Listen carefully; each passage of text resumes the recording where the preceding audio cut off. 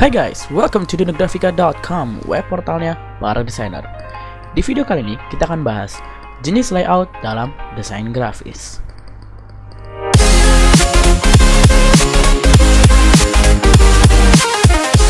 Ketika berbicara mengenai layout, maka kita tidak bisa terpaku pada satu hal tertentu.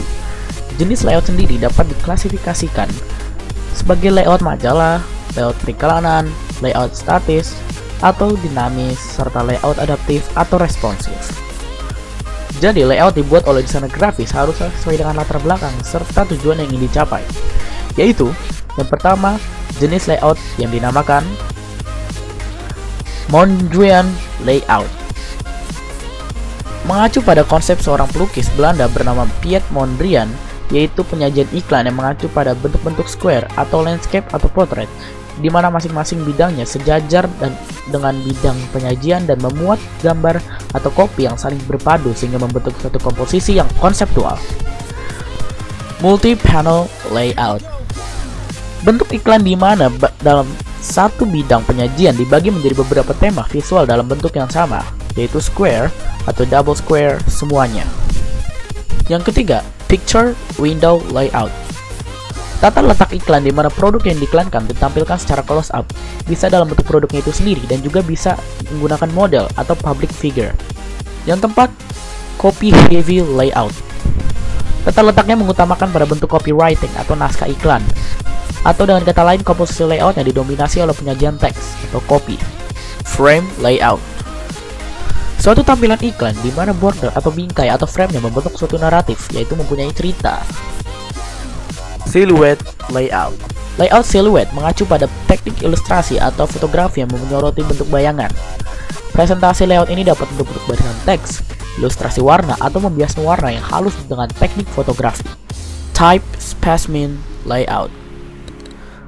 Tata letak iklan yang hanya menekankan pada penampilan jenis huruf dengan point size yang besar, pada umumnya hanya berupa headline saja. Circus layout. Penyajian iklan yang tata letaknya tidak mengacu pada ketentuan baku, komposisi gambar visualnya, bahkan kadang-kadang teks dan susunannya tidak beraturan. Jumble layout. Penyajian iklan yang merupakan kebalikan dari circus layout, yaitu komposisi beberapa gambar dan teksnya disusun secara teratur. Grid layout. Suatu tata letak iklan yang mengacu pada konsep grid, yaitu desain iklan tersebut seolah-olah bagian per bagian atau gambar atau teks berada di dalam skala grid. Bleed layout. Sajian iklan di mana sekeliling bidang menggunakan frame atau seolah-olah belum dipotong pinggirnya. Catatan, bleed artinya belum dipotong menurut pas crease atau utuh kalau trim sudah dipotong. Vertical panel layout. Tata letak yang menghadirkan garis pemisah secara vertikal dan membagi layout iklan tersebut. Alphabet inspired layout.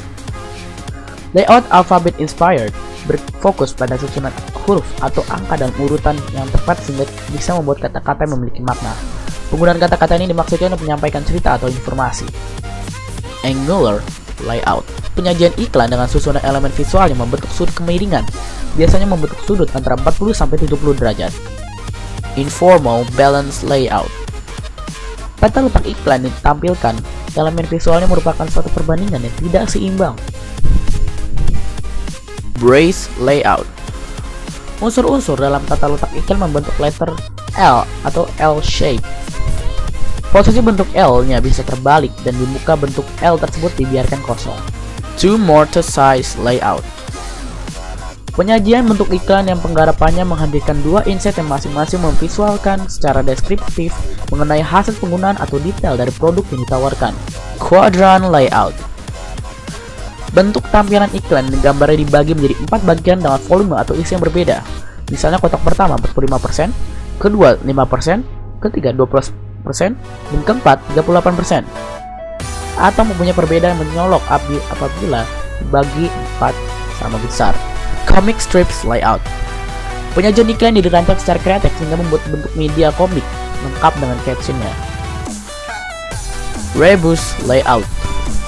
Susunan layout iklan yang menampilkan perpaduan gambar dan teks sehingga membentuk suatu cerita. Sekian ulasan kita kali ini tentang jenis layout dalam desain grafis. Terima kasih buat teman-teman yang udah menonton video ini. Semoga bermanfaat. Dapatkan tips lainnya dengan klik tombol subscribe. Sampai jumpa di video lainnya. Salam kreatif.